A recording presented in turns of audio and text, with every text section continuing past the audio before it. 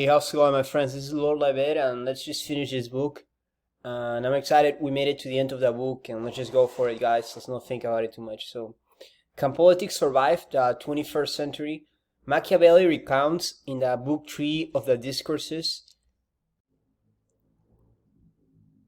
on the first 10 books of the Livy, the story of a rich Roman who gave food to the starving poor during a famine, and the Romans executed him for it. They reasoned that he was building up a following in order to become a tyrant. This response highlights the tension between morals and politics, shows that the Romans care more for freedom than for welfare. It throws into relief the fact that the way we judge actions depend on our idea of what politics is. Brutus, who liberated the Romans from the tyrannical Tarquis, later executed his own sons for conspiring against the new regime. Does this show that politics is a dirty business, or that it calls on the most heroic disposition possible to human beings? Certainly, these Romans cannot be fitted into the modern view that politics is merely a service industry, allowing us to get on with the game of life, or that rules must create a perfectly just society. Modern politicians and civil servants augment their power by giving food to the starving and the needy, but we do not execute them for it. Does this mean we do not care for freedom? I do not think so, but the contrast between us and the Romans does raise some sharp questions. They are questions which bear upon the future of politics itself, and speculating about the way things are going is a major element of political thought. There is no junction in politics more important than the present and future. Let us consider then as a model of this kind of argument the issue of morality and politics. It may be put this way: philanthropy, charity, altruism, and helping the poor are perhaps morally admirable. What is their political significance? Our question becomes even more if we remember that politics was born out of certain historical conditions and might well be gone the same way. It might be gone because something new and better is born, or possibly because something very old and resilient is taking a new form. But if the activity of politics were to be gone, the institution of the state would go with it. To attack one is to threaten the other. We have already discussed the ideological challenge which attacks the state in the name of a perfectly just society, where society is a key term, partly because its real character is conveniently vague, and partly because society can stand, as the state cannot, for a single system of life. This single system would replace politics by moral judgment and would be a perfect society, in a curious sense that there would be no crime, greed, or poverty, because people would have been perfectly socialized. Since it would be a moral perfection without effort, we would describe it indifferently either as a triumph or as an extinction of morality. Such is one version of the paradox we're exploring. Call this influence project political moralism. It can be seen as working in a number of different areas, and we may illustrate it the way it works by looking at the project that a nationally sovereign state should be replaced by an emerging international moral order. Sometimes internationalism is presented as a project. More commonly, it appears as an analysis of the inevitable and desirable movement of affairs. The first problem to which internationalism is the answer, that of war. We earlier saw that dynasties were thought to be the cause of war and republics the solution. In this new version of the claim, war results from bad institutions. The nationally sovereign state is taken to be a cause of war, and the international government to be the solution. The theory that bad institutions cause social evils assumes that human beings are plastic creatures who reflect the institutions in which they find themselves. It assumes, that is to say, that there is little or nothing that can be called human nature if human beings are malleable in a way that they would. Then it would seem to follow that we might be able to solve not merely the problem of war, but even more fundamental problem of justice itself. And following this thought, some internationalists seek nothing less than a just distribution among all people of the world of the material and moral benefits, namely rights, available in the modern world. As this doctrine is spelled out, the ambition to replace politics by morality is revealed as involving abolishing the two central pillars of politics: the individual as self-interested, and the nation-state on the ground that is merely the organization of collective selfishness, sometimes called nationalism. Morality in this form of argument is identified with nothing else but unselfish giving, and politics is taken to be a dirty business.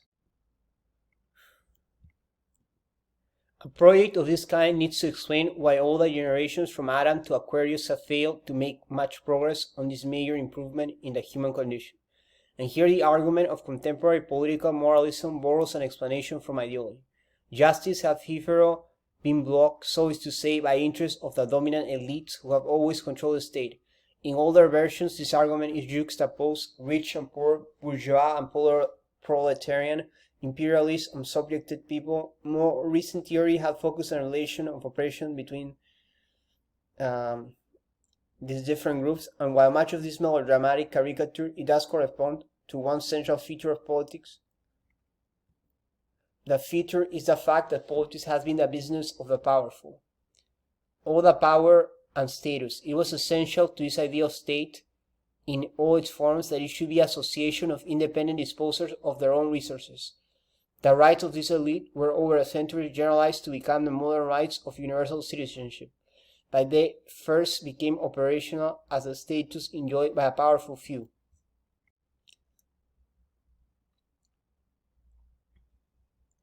Having projects of their own, powerful individuals of this kind have no inclination whatever to become the instruments of someone else's project. This is a sense in which despotism and politics are precisely opposed, and the state was distinguished by the right of the individual to dispose of his property. Political moralism, however, takes the independence of citizens not as a guarantee of freedom, but as a barrier to the project of moralizing the world. Independent individuals disposing of their own property as they please are identified with selfishness and taken to be the cause of poverty.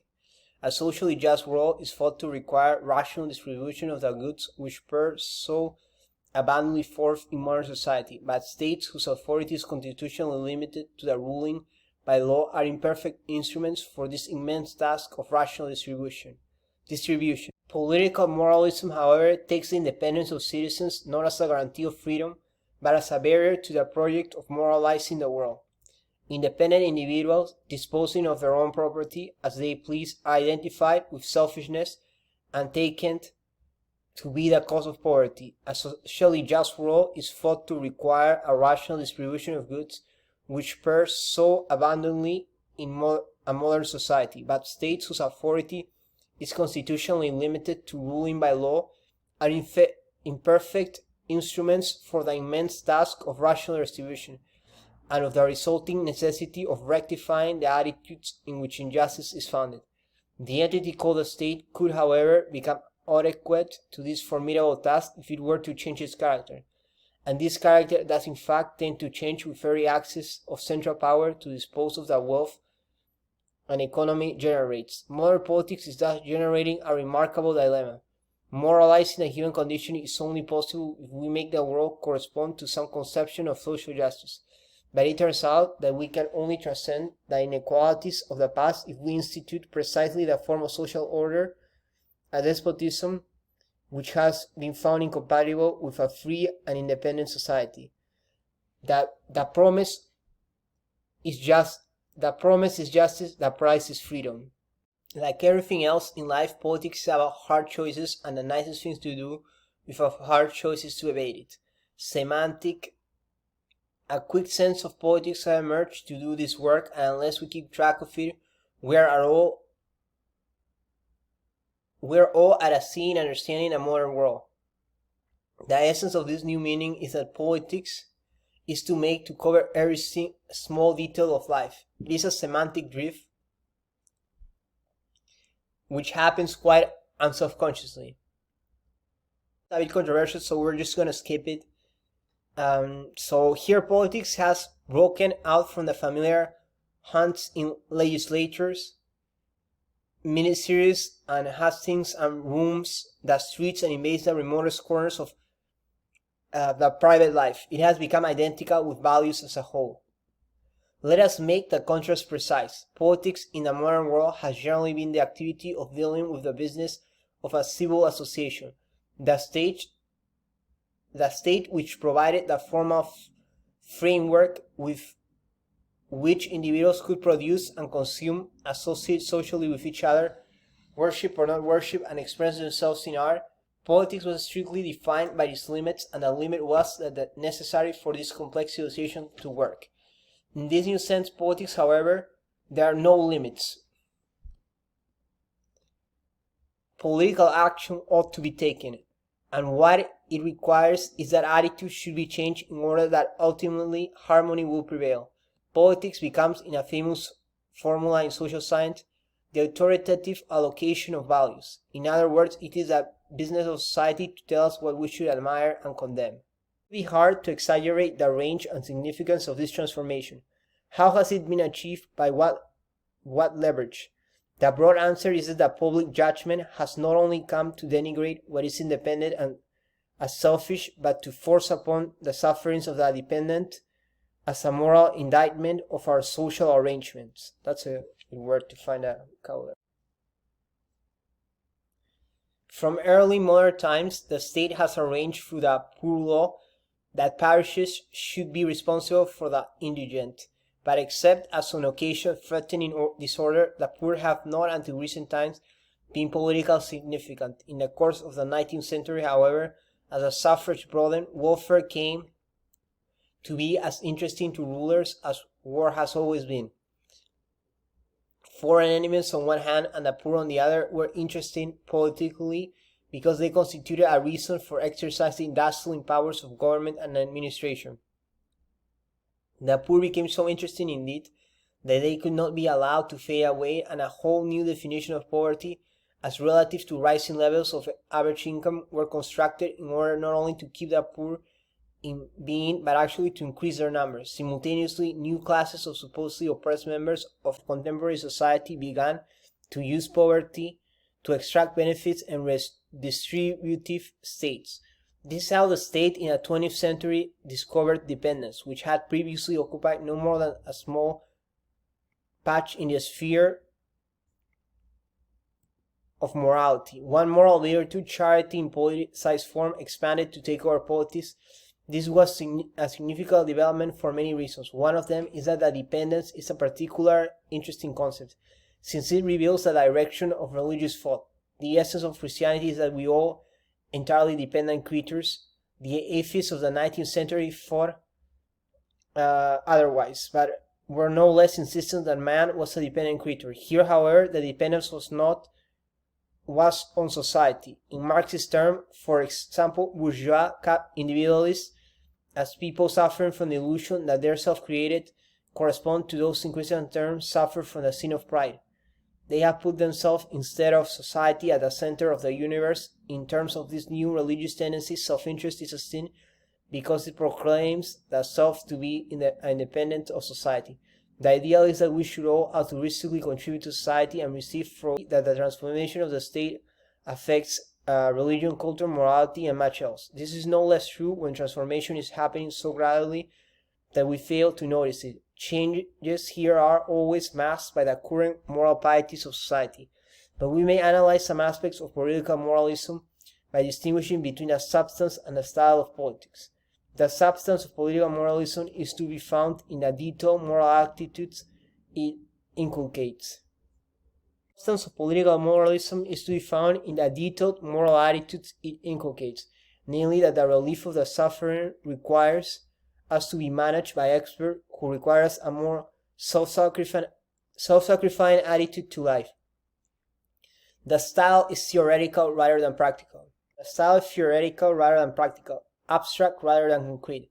Since the French Revolution, politics has commonly been discussed in terms of doctrine and ideology, rather than in terms of what local problems require of the legal system. Even in liberal democratic countries, politics has not been completely giving way to ideology. It has everywhere been subject to restless people thought that the rights of man offer a theory to guide legislators in creating a better society, but he did not think that his generation had the right to bind its successors.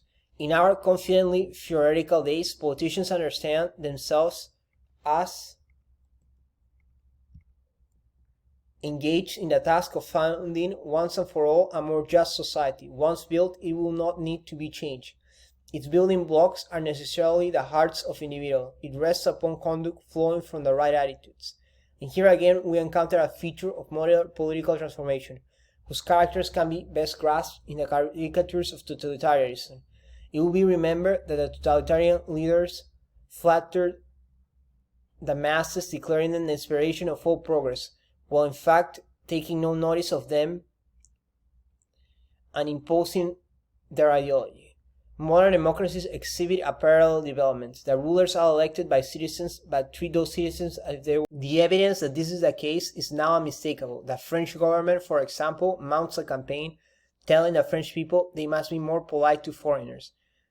The American government tells Americans what they should eat and drink. In all countries, government dictate educational policy on the ground that parents, or at least many parents, do not have the skill of knowing what is best for their children.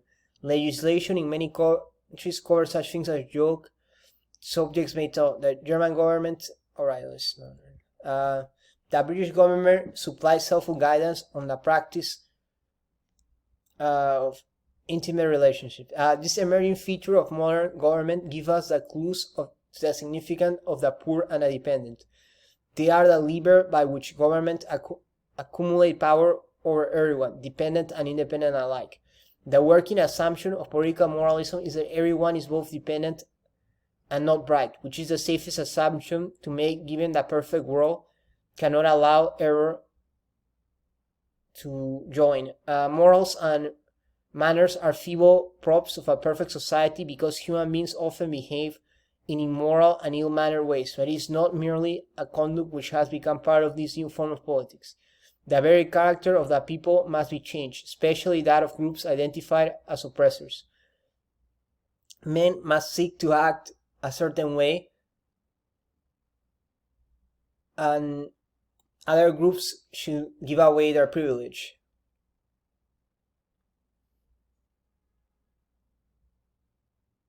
We may sum this up by saying that the more the style of what used to be called politics becomes theorized, the more political problems come to be interpreted as managerial, working out the less oppressive laws under which the different and sometimes conflicting groups may live peacefully together is being replaced by manipulating and management of the attitude different groups take towards each other with the hope that will ultimately bring harmony.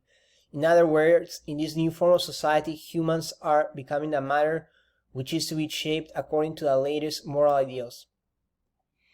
The echoes of the past always illuminates. Cui bono, the Roman used to ask, who benefits? In an egalitarian world, everyone is equal except perhaps the managers of equality. And certainly in the foreseeable future, there will be endless and not unprofitable work for those whose business is to spell out in even greater detail the rules of the game of life, and to adjudicate conflict, and to teach what thoughts of a just society requires. Politics will be everything. These introductions end with an example of political theory and an argument likely to provoke disagreement, perhaps a bit of outrage, and if it does do that, it will succeed in illustrating one more aspect of the many-sided things we have been saying. Alright guys, so that's it for the book. This is Lord Levet. Don't forget to like, comment, subscribe, and also, guys, I feel this chapter was a little like, there's a lot of ideas, but the main idea is political moralism, so we're just gonna center of that, and I'm gonna rename the chapter from Can Politics and the 21st Century into Political Moralism. So then you guys have a leading question to base your essay on, because I'm gonna make you all write an essay on this chapter. But anyway, my friends, so make sure you like, comment, subscribe, and I'll see you in the next video. Take care, and we did it. We finished our first book. The next book is gonna be Political Philosophy by David Miller, and I'm gonna continue to do these Oxford introductions, but then I'll switch to a syllabus with more thinkers. Alright guys, thanks and take care.